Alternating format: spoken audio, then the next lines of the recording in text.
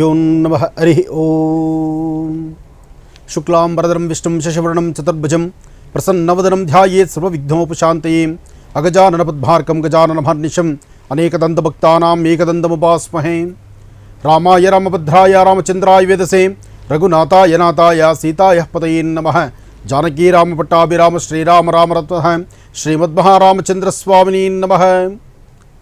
ಬ್ರಹ್ಮರ್ಷಿ ಆನಂದ ಸಿದ್ಧಿಪೀಠದಲ್ಲಿ ತಾವೆಲ್ಲರೂ ಇದ್ದೀರಿ. ಸಮಸ್ತ ವೀಕ್ಷಕ ಬಂಧುಗಳೇ, ಯುಗಾದಿ ಹಬ್ಬದ ಶುಭಾಶಯಗಳನ್ನು ತಮ್ಮೆಲ್ಲರಿಗೂ ತಿಳಿಸ್ತಾ, ಬ್ರಹ್ಮರ್ಷಿ ಆನಂದ ಸಿದ್ಧಿಪೀಠದಿಂದ ಇವತ್ತು ನಾನು ನಿಮ್ಮೊಂದಿಗೆ, ಯಾಕೆಂದರೆ ಇಂತಹ ಒಂದು ವಿಶೇಷವಾಗಿರತಕ್ಕಂಥ ಕಾರ್ಯಕ್ರಮ ಪ್ರತಿಯೊಬ್ಬರಿಗೂ ಸಂತಸ ಸಂಭ್ರಮ. ನಾಡಿನೆಲ್ಲೆಡೆ ಇವತ್ತಿನ ದಿವಸ ಯುಗಾದಿ ಹಬ್ಬವನ್ನು ಬಹಳ ಅರ್ಥಪೂರ್ಣವಾಗಿ ಆಚರಣೆ ಮಾಡ್ತಾರೆ. ಯುಗಾದಿ ಅಂದರೆ ಯುಗದ ಆದಿ ಅಂತ. ಯುಗದ ಆದಿ ಅಂದರೆ ಯುಗದ ಆದಿ ಪ್ರಾರಂಭದ ದಿನ, ಅಂದರೆ ಯುಗ ಪ್ರಾರಂಭವಾದಂಥ ದಿನ. ಪ್ರತಿಯೊಂದು ಬ್ರಹ್ಮನ ಕಲ್ಪನೆಗಳಲ್ಲಿ ಈ ಸೃಷ್ಟಿ ಸ್ಥಿತಿ ಲಯ ಎಲ್ಲವೂ ಬಹಳ ವಿಶೇಷವಾಗಿರ್ತಕ್ಕಂಥದ್ದು. ಬ್ರಹ್ಮ ಹೊಸ ಪರಿಚಯವನ್ನು, ಹೊಸದಾದಂಥ ಲೆಕ್ಕವನ್ನು ಬರೀತಕ್ಕಂಥ ದಿನ. ಒಟ್ಟಾರೆ ಹೇಳಬೇಕಂದ್ರೆ ಯುಗಾದಿ ಯುಗದ ಆದಿ, ಯುಗಕ್ಕೆ ಆದಿ ಅಂದರೆ ಪ್ರಾರಂಭದ ದಿನ. ಈ ಶುಭ ಮುಹೂರ್ತದಲ್ಲಿ ತಮ್ಮೆಲ್ಲರಿಗೂ ಶುಭಾಶಯಗಳು. ಸಮಸ್ತ ವೀಕ್ಷಕ ಬಂಧುಗಳಿಗೂ ಹಾಗೂ ಎಲ್ಲ ಸಿಬ್ಬಂದಿ ವರ್ಗಕ್ಕೂ ಸಹಿತ ಯುಗಾದಿ ಹಬ್ಬದ ಶುಭಾಶಯಗಳನ್ನು ಹೇಳ್ತಾ, ಯುಗಾದಿ ಆಚರಣೆ ನಮ್ಮ ಭಾರತ ದೇಶದಲ್ಲಿ ಬಹಳ ಅರ್ಥಪೂರ್ಣವಾಗಿದೆ. ಯುಗಾದಿಯ ಸಂಭ್ರಮ ಎಲ್ಲ ಕಡೆ ಮನೆ ಮಾಡಿದೆ. ಆದರೆ ಈ ವರ್ಷದ ಯುಗಾದಿ ಒಂದಿಷ್ಟು ಜನಕ್ಕೆ ಕಣ್ಣೀರು ತರಿಸಿದೆ. ಆದರೂ ಯುಗಾದಿಗೂ ಹಿಂದೆ ಶುರುವಾದಂತಹ ಈ ಸಮಸ್ಯೆಗಳು ಯುಗಾದಿ ಆದ ನಂತರ ಬರ್ತಕ್ಕಂತಹ ಇನ್ನು ಮುಂಬರ್ತಕ್ಕಂಥ ದಿನಗಳಲ್ಲಿ ಆದಷ್ಟು ಈ ಸಮಸ್ಯೆಗಳಿಗೊಂದು ತಿಲಾಂಜಲಿ ಇಡೋಣ. ಯುಗಾದಿ ಆದ ನಂತರ ಬರ್ತಕ್ಕಂತಹ ಒಂದೊಂದು ದಿನವೂ ಸಹಿತ ಅರ್ಥಪೂರ್ಣವಾಗಿರಲಿ. ಸೃಷ್ಟಿ ಸ್ಥಿತಿ ಲಯ ಎಲ್ಲವೂ ಸಹಿತ ಅವನ ಅಧೀನ. ಹಾಗಾಗಿ ಸಮಸ್ಯೆ ಬರಲಿ, ಸುಖ ಸಂತೋಷ ಇರಲಿ, ಎಲ್ಲಕ್ಕೂ ನೀನೇ ತಂದೆ ಕಾರಣ ಅಂತ ಹೇಳಬೇಕು. ವೆಂಕಟೇಶೋ ವಾಸುದೇವೋ ಪ್ರದ್ಯುಮ್ನೋ ಅವಿತ ವಿಕ್ರಮ ಸಂಕರ್ಷಣ ಅನಿರುದ್ಧಶ್ಚ ಶೇಷಾದ್ರಿ ಪತಿರೇವಚ. ಗೋವಿಂದ ಗೋವಿಂದ. ಆ ಗೋವಿಂದನ ನಾಮಸ್ಮರಣೆ ಒಂದು ಬಿಟ್ಟರೆ ಮತ್ತೇನು ಗೊತ್ತು ನಮಗೆ. ಅದರಿಂದ ನಾವು ಸಾಧ್ಯವಾದಷ್ಟು ಪ್ರತಿಯೊಬ್ಬರು ಸಹಿತ ಈ ಸೃಷ್ಟಿನಲ್ಲಿ ವಾಸ ಮಾಡ್ತಕ್ಕಂಥ ಪ್ರತಿಯೊಬ್ಬರು ಒಂದು ಅಗೋಚರವಾಗಿರ್ತಕ್ಕಂಥ ಶಕ್ತಿ ಇದೆ ಅಂತ ನಂಬಿರ್ತಕ್ಕಂಥವ್ರು ನಾವು. ಜೊತೆಗೆ ಹೊಸ ವರ್ಷ ಯುಗಾದಿ, ಹೊಸ ವರ್ಷ. ಈ ಹೊಸ ವರ್ಷ ಹೊಸತನ್ನು ತರ್ತಕ್ಕಂಥದ್ದು. ಹೊಸತನ್ನು ತರುವಂತಹ ಈ ಶುಭ ಸಂದರ್ಭದಲ್ಲಿ ನಿಮ್ಮೆಲ್ಲರಿಗೂ ಸಹಿತ ಶ್ರೇಯಸ್ಸುಂಟಾಗಲಿ, ಪ್ರತಿಯೊಬ್ಬರಿಗೂ ಸಹಿತ ಯಶಸ್ಸಿರಲಿ. ಯಶಸ್ಸಿನ ಹಾದಿಯಲ್ಲಿ ನಾವು ನೀವೆಲ್ಲರೂ ಸಹಿತ ಕಳೆಯೋಣ. ಹೀಗೆ ಈ ವರ್ಷದ ಯುಗಾದಿ ಹಬ್ಬ ಒಂದಷ್ಟು ಜನಕ್ಕೆ ಸಂತಸ ಸಂಭ್ರಮ ಇದೆ, ಮತ್ತಷ್ಟು ಜನಕ್ಕೆ ಕಣ್ಣೀರು ಹಾಕಿಸ್ತಾ ಇದೆ. ಏನೇ ಆದರೂ ಪ್ರತಿಯೊಬ್ಬರು ಸಹಿತ ಸೃಷ್ಟಿಯಲ್ಲಿ ಅಧಿದೇವತೆಯಾದಂಥ ವನದುರ್ಗೆಯನ್ನು, ಮಹಾಲಕ್ಷ್ಮೀನಾರಾಯಣನ, ಲಕ್ಷ್ಮೀ ವೆಂಕಟೇಶ್ವರನ, ಸಾಂಬ ಸದಾಶಿವನ್ನ ಎಲ್ಲರೂ ಪ್ರಾರ್ಥನೆ ಮಾಡಬೇಕು. ಆ ಪ್ರಾರ್ಥನೆಯಿಂದ ಮಾತ್ರ ಸಾಧ್ಯ ಪ್ರತಿಯೊಬ್ಬರು ಸಹಿತ ಈ ಸೃಷ್ಟಿನಲ್ಲಿ ಸುಖ ಸಂತೋಷ ನೆಮ್ಮದಿಯಿಂದ ಇರತಕ್ಕಂಥದ್ದು. ಈಗಾಗಲೇ ಬಿಸಿಲಿನ ಧಗೆ ಸಾಕಷ್ಟು ಇದೆ. ಈ ಬಿಸಿಲಿನ ಧಗೆ ಜಾಸ್ತಿ ಆದ್ದರಿಂದ ಈ ಪ್ರಕೃತಿ ಮಾತೆ ಸಹಿತ ಎಲ್ಲೋ ಒಂದು ಕಡೆ ಮುನಿದಿದ್ದಾಳೇನೋ, ಮನಸ್ಸು ತೋರಿಸ್ತಿದ್ದಾಳೇನೋ ಎಂಬಂಥ ರೀತಿ ಪ್ರತಿಯೊಬ್ಬರಿಗೂ ಸಹಿತ ಭಾಸವಾಗ್ತಾ ಇದೆ. ಆದರೂ ಈ ಸೃಷ್ಟಿ ಸ್ಥಿತಿ ಲಯ ಎಲ್ಲವೂ ಅವನ ಅಧೀನವೇ. ಹಾಗಾಗಿ ಪ್ರತಿಯೊಬ್ಬರು ಸಹಿತ ಪ್ರಾರ್ಥನೆ ಸಲ್ಲಿಸಬೇಕು. ಆ ಪ್ರಾರ್ಥನೆಯಿಂದ ಮಾತ್ರ ಸಾಧ್ಯ ಈ ವರ್ಷದ ವಿಶೇಷವಾಗಿರ್ತಕ್ಕಂಥ ಶುಭ ಸನ್ನಿವೇಶ. ಸಂವತ್ಸರದಲ್ಲಿ ಸಮಸ್ತರಿಗೂ ಸಕಲರಿಗೂ ಸಹಿತ ಸನ್ಮಂಗಳ ಉಂಟಾಗಬೇಕು. ಜೊತೆಗೆ ಭಗವಂತನ ಪ್ರಾರ್ಥನೆ ಬೇಕು. ಎಲ್ಲೆಲ್ಲೂ ಸಹಿತ ಅಲ್ಲೋಲ ಕಲ್ಲೋಲವಾಗ್ಬಿಟ್ಟಿದೆ. ಏನೇ ಆದರೂ ಭಗವಂತ ಕಣ್ ತೆಗೆದು ನೋಡಿದ್ರೆ ಯಾವುದೂ ಅಸಾಧ್ಯವಲ್ಲ. ಆದರೆ ನಂಬಬೇಕು. ಆ ನಂಬಿಕೆ ಇದೆಯಲ್ಲ, ಅದು ಬಹಳ ಮುಖ್ಯವಾಗಿರ್ತಕ್ಕಂಥದ್ದು. ನಂಬಿದ್ರೆ ಯಾವತ್ತೂ ಕೈ ಬಿಡೋದಿಲ್ಲ ಭಗವಂತ. ಅದರಿಂದ ಸೃಷ್ಟಿ ಸ್ಥಿತಿ ಲಯ ಪ್ರತಿಯೊಬ್ಬರು ಸಹಿತ ಅವನ ಅಧೀನದಲ್ಲಿ ನಾವಿದ್ದೇವೆ. ಈ ಸುಂದರವಾದಂಥ ಪ್ರಕೃತಿಯಲ್ಲೂ ಸಹಿತ ಪ್ರಕೃತಿಯಲ್ಲಿರ್ತಕ್ಕಂಥ ಜಲಚರಗಳು, ಪ್ರಾಣಿ ಪಕ್ಷಿಗಳು, ದನಕರುಗಳು ಎಲ್ಲರೂ ಸಹಿತ ಸರಿಸಮಾನವಾದಂಥ ಬದುಕನ್ನು ಸಾಗಿಸಬೇಕು. ಬರೀ ನಮ್ಮೊಬ್ಬರ ಬದುಕು ಸಾಲದು, ನಾವೊಬ್ಬರು ಬದುಕಿದ್ರೆ ಸಾಲದು. ಈ ಸೃಷ್ಟಿಯಲ್ಲಿರ್ತಕ್ಕಂಥ ಪ್ರತಿಯೊಬ್ಬರು ಬದುಕಬೇಕು. ಆ ಪ್ರತಿಯೊಬ್ಬರೂ ಪ್ರತಿಯೊಂದು ಜೀವರಾಶಿಗಳು ಸಹಿತ ಬದುಕಲಿಕ್ಕಾಗಿ ಆ ಮನುಷ್ಯನ ಮನುಷ್ಯತ್ವದ ಗುಣ ಬೇಕು. ಅದಕ್ಕಾಗಿ ಈ ಒಂದು ಹೊಸ ವರ್ಷದ ಶುಭ ಸನ್ನಿವೇಶದಲ್ಲಿ ಪ್ರತಿಯೊಬ್ಬರು ಸಹಿತ ಅರ್ಥ ಮಾಡಿಕೊಂಡು ಇನ್ನು ಮುಂದೆ ಬರ್ತಕ್ಕಂಥ ದಿನಗಳಲ್ಲಾದರೂ ಹಾಕುವ ಪ್ರತಿಯೊಂದು ಹೆಜ್ಜೆಯು ಸಹಿತ ಜೋಪಾನ ಇರಬೇಕು. ನಮ್ಮಂತೆ ಪ್ರಾಣಿ ಪಕ್ಷಿಗಳು ದನಕರುಗಳು ಸಹಿತ ಬದುಕಲಿ ಎಂಬತಕ್ಕಂಥ ಮನಸ್ಸು ಸಂಕಲ್ಪ ಇರಬೇಕು.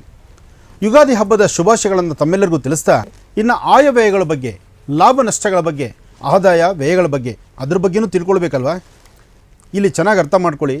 ನಿಮ್ಮ ಲಾಭ ನಷ್ಟ, ನಿಮ್ಮ ಸಂಪಾದನೆ ಎಷ್ಟು, ನಿಮ್ಮ ಸುಖ ದುಃಖ ಏನು, ನಿಮ್ಮ ಕಷ್ಟ ಕಾರ್ಪಣ್ಯಗಳೇನು ಎಂಬತಕ್ಕಂಥದ್ದನ್ನು ಈ ಭಾಗದಲ್ಲೇ ತಿಳ್ಕೊಳ್ಳುವಂಥದ್ದು.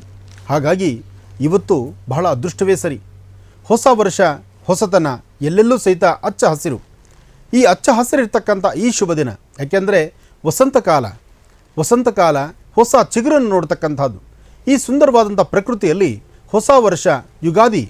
ಯುಗಾದಿ ಅಂದರೆ ಯುಗದ ಆದಿ. ನೋಡಿ, ಈ ಪ್ರಕೃತಿ ಮಾತ ಸಹಿತ ನಮ್ಮ ಹಿಂದುತ್ವದಲ್ಲಿ ಭಾರತೀಯ ಹಿಂದೂ ಸನಾತನ ಧರ್ಮಕ್ಕೆ ಎಷ್ಟು ಒಗ್ಗೊಂಡಿದೆ ಅಂತಕ್ಕಂಥದ್ದು. ಅಂದರೆ ಹಿಂದುತ್ವಕ್ಕೆ ಸಂಬಂಧಪಟ್ಟದ್ದು, ಧರ್ಮ, ಸಂಸ್ಕೃತಿ, ಸಂಪ್ರದಾಯಕ್ಕೆ ಸಂಬಂಧಪಟ್ಟಂಥ ಈ ಒಂದು ತಾತ್ಪರ್ಯ ವಿಶೇಷವಾಗಿರ್ತಕ್ಕಂಥ ಅಂಶ ಈ ಪ್ರಕೃತಿಯ ಮಡಿಲಲ್ಲಿದೆ. ಇದೇ ಹೊಸ ವರ್ಷ ಅಂದರೆ ಸಾಕಷ್ಟು ಜನ ತಿಳ್ಕೊಳ್ಳೋದೇನಪ್ಪ ಅಂದರೆ ಜನವರಿ 1ನೇ ತಾರೀಕು ಬಂತು ಅಂದರೆ ಮಧ್ಯರಾತ್ರಿ ಅವ್ರದ್ದೇ ಆದಂಥ ಸ್ವಂತ ಒಂದು ಖುಷಿ ಮೇಲೆ ಹೊಸ ವರ್ಷವನ್ನು ಆಚರಣೆ ಮಾಡ್ತೀರಿ. ಅದೆಲ್ಲ ಹೊಸ ವರ್ಷ. ಹೊಸ ವರ್ಷ ಹೊಸತನವನ್ನು ತರ್ತಕ್ಕಂಥದ್ದು, ಹೊಸ ಚಿಗುರನ್ನು ಕಾಣುವಂಥದ್ದು. ಈ ಪ್ರಕೃತಿ ಮಾತೆಯ ಮಡಿಲಲ್ಲಿ ಪ್ರಕೃತಿ ನಮಗೆ ತೋರಿಸುವಂಥ ಈ ಹಚ್ಚ ಹಸಿರಿನ ಈ ಶುಭ ಸನ್ನಿವೇಶದಲ್ಲಿ ಹೊಸ ವರ್ಷವನ್ನು ಆಚರಣೆ ಮಾಡುವಂಥದ್ದು. ಇದು ನಮ್ಮ ಸಂಪ್ರದಾಯ, ಇದು ನಮ್ಮ ಪದ್ಧತಿ. ಅದಕ್ಕಾಗಿ ಹೊಸ ವರ್ಷ ಜನವರಿ ಇರ್ತಕ್ಕಂಥದ್ದು. ಯಾಕೆಂದರೆ ನಾವೆಲ್ಲವನ್ನೂ ಸಹಿತ ಸ್ವಾಗತಿಸ್ತೀವಿ, ಎಲ್ಲವನ್ನೂ ಆರಾಧಿಸ್ತೀವಿ, ಎಲ್ಲರನ್ನೂ ಪ್ರೀತಿಸ್ತೀವಿ, ಎಲ್ಲ ವರ್ಗದ ಎಲ್ಲ ಧರ್ಮದ ಜನಗಳನ್ನು ಸಹಿತ ಬಾಚಿ ತಬ್ಕೊಳ್ತೀವಿ. ಆದರೆ ನಮ್ಮ ಭಾರತೀಯ ಸಂಸ್ಕೃತಿ ಹಿಂದೂ ಸನಾತನ ಧರ್ಮದಲ್ಲಿ ಸಾಕಷ್ಟು ವಿಶೇಷತೆ ಇದೆ. ಆ ಯುಗದ ಆದಿ ಬಂದಾಗ, ಯುಗದ ಆದಿ ಯುಗಾದಿ ಇವತ್ತು ಪ್ರಾರಂಭ. ನೀವು ಎಲ್ಲಿಂದೆಲ್ಲಿ ಕಣ್ಣಾಯಿಸಿದ್ರು ಸಹಿತ ಈ ಪ್ರಕೃತಿ ಮಾತೆ ಸಹಿತ ಈ ಹಬ್ಬವನ್ನು ಆಚರಿಸ್ತಾ ಇದ್ದಾಳೆ. ಹಚ್ಚ ಹಸಿರು ನೋಡ್ತಿದ್ದೀವಿ, ಸುಂದರವಾದಂಥ ಪದಾರ್ಥಗಳನ್ನು ನೋಡ್ತಿದ್ದೀವಿ. ಎಲ್ಲೆಂದೆಲ್ಲಿ ನೋಡಿದ್ರು ಸಹಿತ ಗಿಣಿಗಳಿಂದ ಹಿಡಿದು ಕೋಗಿಲೆ ತನಕ ತನ್ನ ಸ್ವರ ಮಾಧುರ್ಯವನ್ನು ಅಚ್ಚುಕಟ್ಟಾಗಿ ಹೇಳುವಂಥ ರೀತಿ ಇದೆ. ಇಷ್ಟೆಲ್ಲ ವೈಶಿಷ್ಟ್ಯತೆ ಇರತಕ್ಕಂತಹ ಯುಗಾದಿ ಹಬ್ಬ ಎಷ್ಟು ಅರ್ಥಪೂರ್ಣ. ಹಾಗೆ ಯುಗಾದಿ ಹಬ್ಬದಲ್ಲಿ ಆಚರಿಸುವಂತಹದ್ದು ಮನೆಯಲ್ಲಿ ದೇವತಾರ್ಚನೆ, ಜೊತೆಗೆ ಮನೆಗೆ ಸಣ್ಣ ಮಕ್ಕಳಿಂದ ಹಿಡಿದು ವಯಸ್ಸಾಗಿರ್ತಕ್ಕಂಥ ವೃದ್ಧರವರೆಗೂ ಪ್ರತಿಯೊಬ್ಬರು ಸಹಿತ ತಲೆಗೆ ಎಣ್ಣೆ ನೀರು ಸ್ನಾನ ಮಾಡುವಂತಹದ್ದು. ಇವತ್ತು ಮೈತುಂಬ ಎಣ್ಣೆ ಹಚ್ಕೊಂಡು ಸ್ನಾನ ಮಾಡ್ತಾರೆ. ಯುಗಾದಿ ಹಬ್ಬ ಬಂತು ಅಂದರೆ ಸಡಗರ ಸಂಭ್ರಮದಿಂದ ಇರ್ತಾರೆ. ಎಂತಹ ಕಡುಬಡವಾದರೂ ಸಹಿತ ತನ್ನ ಮಕ್ಕಳನ್ನು ತನ್ನ ಮನೆಯಲ್ಲೇ ಇಟ್ಕೊಳ್ಬೇಕು ಅಂತ ಅಪೇಕ್ಷೆ ಪಡ್ತಾನೆ. ಹಾಗೆ ನಾವು ನೀವೆಲ್ಲರೂ ಸಹಿತ ಇತ್ತೀಚಿನ ದಿನಗಳಲ್ಲಿ ಯಾವುದೇ ಒಂದು ಹಬ್ಬ ಹರಿದಿನ ಅಂತ ಬಂದರೂ ಮನೇಲಿರ್ತಕ್ಕಂಥ ತಾಯಂದರು ಅಂದರೆ ನೀವು ಅಡುಗೆ ಮನೆಯಲ್ಲಿ ಮಾಡೋದಿಲ್ಲ, ಎಲ್ಲೋ ಮಾಡಿರ್ತಕ್ಕಂಥ ಅಡುಗೆಗೆ ಸಾಲುಗಟ್ಟಿ ಊಟಕ್ಕೆ ಹೋಗ್ತೀವಿ. ಅದು ಮಹಾಪರಾಧ. ಹಬ್ಬ ಅಂತ ಬಂದಾಗ ಮನೇಲಿ ದೇವರು ನಮಗೇನು ಶಕ್ತಿ ಕೊಡ್ತಾನೋ ಕೊಟ್ಟಂಥ ಶಕ್ತಿಯನ್ನು ಲಕ್ಷಣವಾಗಿ ಅಡುಗೆ ಮಾಡಿ ಮನೆ ಮಂದಿ ಎಲ್ಲರೂ ಸಹಿತ ಸಾಮೂಹಿಕವಾಗಿ ಕೂತು ಊಟ ಮಾಡಿದಾಗ ಆಗ ಸಿಗುವಂಥ ಸಂತೋಷ ಇದೆಯಲ್ಲ, ಹಬ್ಬ ಅದು ಹೇಳ್ತೀರ್ದು. ಆದಿತ್ಯಾದಿ ನವಗ್ರಹದ ಪ್ರಾರ್ಥನೆ ಮಾಡಿ ನಮಸ್ಸೂರ್ಯಾಯ ಚಂದ್ರಾಯ ಮಂಗಳಾಯ ಬುಧಾಯ ಚ ಗುರು ಶುಕ್ರ ಶನಿಭ್ಯಶ್ಚಾರಾಹವೇ ಕೇತುವೆ ನಮಃ. ಆದಿತ್ಯಾದಿ ನವಗ್ರಹಗಳ ಪ್ರಾರ್ಥನೆ, ಗಣಪತಿ ಆರಾಧನೆ, ನಿಮ್ಮ ಕುಲದೇವತಾ ಪ್ರಾರ್ಥನೆ. ಮನೆಯಲ್ಲಿ ಪಂಚಾಂಗವನ್ನಿಟ್ಟು ಪೂಜೆ ಮಾಡ್ತಿದ್ರೆ ಒಮ್ಮೆ ನಿಮ್ಮ ಎರಡೂ ಹಸ್ತಗಳನ್ನು ಪಂಚಾಂಗದ ಮೇಲಿಟ್ಟು ಪ್ರಾರ್ಥನೆ ಮಾಡಿ. ಜಗದ ಪಿತರ ಮುಂದೆ ಪಾರ್ವತಿ ಪರಮೇಶ್ವರು, ತಂದೆ ತಾಯಿಗಿನ ದೊಡ್ಡವರು ಯಾರೂ ಅಲ್ಲ. ಭಾರತ ದೇಶಕ್ಕೆ ನಮಸ್ಕಾರ ಮಾಡಿ, ಅಂದರೆ ಈ ಭೂತಾಯಿನ ಮುಟ್ಟಿ ನಮಸ್ಕಾರ ಮಾಡಿ. ನಾವು ನಿಂತಂಥ ನೆಲ ಸುರಕ್ಷಿತವಾಗಿರಲಿ, ನೆಮ್ಮದಿಯುತವಾಗಿರಲಿ, ಸ್ವಚ್ಛಂದದ ಬದುಕಿರಲಿ. ಈ ಇರ್ತಕ್ಕಂಥ ಜಲಚರಗಳಿಂದ ಪ್ರಾಣಿ ಪಕ್ಷಿಗಳು ದನಕರುಗಳು ಲೋಕ ಕಲ್ಯಾಣಾರ್ಥವಾಗಿ ಜೈ ಜವಾನ್ ಜೈ ಕಿಸಾನ್, ರೈತರು ನೆಮ್ಮದಿಯಾಗಿರಲಿ ಹಾಗೂ ಜೊತೆಗೆ ಯೋಧರು ಚೆನ್ನಾಗಿರಲಿ ಅಂತ ನಾವು ಪ್ರಾರ್ಥನೆ ಮಾಡಿದ ರಾಶಿಫಲದ ಕಡೆ ಒಂದಷ್ಟು ಆಲಿಸೋಣ. ಕನ್ಯಾ ರಾಶಿ ಕನ್ಯಾ ಲಗ್ನ. ಕನ್ಯಾ ರಾಶಿ ಕನ್ಯಾ ಲಗ್ನದಲ್ಲಿರ್ತಕ್ಕಂಥವರಿಗೆ ಬುಧನ ವರ್ಚಸ್ಸಿನಿಂದ ನಿಮ್ಮ ಸ್ವಂತ ಜ್ಞಾನ ಮಹತ್ತರವಾಗಿದೆ. ದೂರಭಾರ ಪ್ರಯಾಣ, ಪುಣ್ಯಕ್ಷೇತ್ರಗಳ ದರ್ಶನ, ಜೊತೆಗೆ ತೀರ್ಥಕ್ಷೇತ್ರಗಳು ಹೋಗಿ ಬರ್ತಕ್ಕಂಥದ್ದು, ಜೊತೆಯಲ್ಲಿರ್ತಕ್ಕಂಥ ಆತ್ಮೀಯರಿಂದ ಒಳ್ಳೆ ಹೆಸರು ಮಾಡ್ತಕ್ಕಂಥದ್ದು, ನಿಮ್ಮ ಗುರು ಹಿರಿಯರು ನಿಮ್ಮ ಮೇಲಧಿಕಾರಿಗಳಿಂದ ಪ್ರಶಂಸೆಗೀಡಾಗುವಂಥದ್ದು, ನ್ಯಾಯಬದ್ಧವಾದಂಥ ಒಳ್ಳೆಯ ಒಂದು ಅಭಿವೃದ್ಧಿಯನ್ನು ಕಾಣುವಂಥದ್ದು ಇವತ್ತಿನ ಕನ್ಯಾ ರಾಶಿಯವರಿಗಾಗುತ್ತೆ. ಆದರೆ ಎಚ್ಚರಿಕೆಯಿಂದಿರಿ, ಯಾರೊಬ್ಬರನ್ನು ನಂಬೋದು ಬೇಡ. ನಂಬಿ ಕೆಡೋದಕ್ಕಿಂತ ಭಗವಂತ ನಮಗೆ ಕೊಟ್ಟಷ್ಟೇ ಸಾಕು ಅಂತ ತಿಳ್ಕೊಳ್ತಕ್ಕಂಥದ್ದು ಭಾಳಷ್ಟು ಉತ್ತಮ. ಗುರು ಇರ್ತಕ್ಕಂಥ ಆಸ್ಥಾನ ಚೆನ್ನಾಗಿದೆ, ಆದರೂ ಸಮಸ್ಯೆಗಳಿದೆ. ಸಮಸ್ಯೆ ಎಂಬತಕ್ಕಂಥದ್ದು ಯಾವಾಗ ಹೇಗೆ ಎಲ್ಲಿ ಎದುರಾಗುತ್ತೋ ಗೊತ್ತಿಲ್ಲ. ಆದರೆ ಒಂದಂತೂ ಸತ್ಯ, ನೀವು ಹೇಗೆ ಆಧ್ಯಾತ್ಮಿಕ ಧಾರ್ಮಿಕತೆ ಅಥವಾ ಒಂದಿಷ್ಟು ಪೂಜೆ ಪುನಸ್ಕಾರ, ಜಪ ತಪ, ದೇವಸ್ಥಾನಗಳ ದರ್ಶನ, ಒಂದಿಷ್ಟು ಶ್ರದ್ಧಾ ಕೇಂದ್ರಗಳಿಗೆ ಹೋಗಿ ಬರ್ತಕ್ಕಂಥದ್ದು, ಈ ಪ್ರಕಾರವಾದಂಥ ವ್ಯವಸ್ಥೆ ನಿಮ್ಮಲ್ಲಿದ್ದರೆ ಖಂಡಿತ ಬದಲಾಗುತ್ತೆ ನಿಮ್ಮ ಅದೃಷ್ಟ.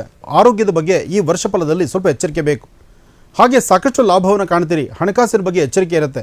ಭೂಮಿ ಬಗ್ಗೆ ಒಂದಷ್ಟು ಲಾಭ ಇದೆ. ಸಾಕಷ್ಟು ಅರ್ಥಪೂರ್ಣವಾದಂಥ ಬದುಕನ್ನೇ ಕಾಣ್ತೀರಿ. ಮನಸ್ಸಲ್ಲಿ ಮನೆಯಲ್ಲಿ ಮಾತ್ರ ಭಾಳ ಎಚ್ಚರಿಕೆಯಿಂದಿರಿ. ಯಾರೊಬ್ಬರೊಂದಿಗೆ ಮಾತಾಡಬೇಕಾದ್ರೂ ಭಾಳ ಜೋಪಾನ. ಒಂದಿಷ್ಟು ಆಲೋಚನೆ ಮಾಡಿ ಒಳ್ಳೆಯ ಸನ್ಮಾರ್ಗದತ್ತ ನಡೆದಿದೆ ಆದರೆ ಸಾಕಷ್ಟು ಲಾಭವನ್ನು ಸಿದ್ಧಿಪಡಿಸ್ಕೊಳ್ತೀರಿ. ಹಣಕಾಸಿನ ವಿಚಾರದಲ್ಲಿ ಸಾಲ ತೆಗೆದುಕೊಳ್ತಕ್ಕಂಥದ್ದಾಗಲಿ, ಲೇವಾದೇವಿ ಮಾಡ್ತಕ್ಕಂಥದ್ದಾಗಲಿ, ಕೊಟ್ಟು ತೆಗೆದುಕೊಳ್ತಕ್ಕಂಥದ್ದಾಗಲಿ, ಯಾವುದೇ ಒಂದು ವ್ಯವಹಾರ ಮಾಡಬೇಕಾದ್ರೂ ಮನೆ ದೇವರ ಪ್ರಾರ್ಥನೆಯೊಂದಿಗೆ ನಡೆಸ್ತಕ್ಕಂಥದ್ದು ಬಹಳ ಉತ್ತಮ.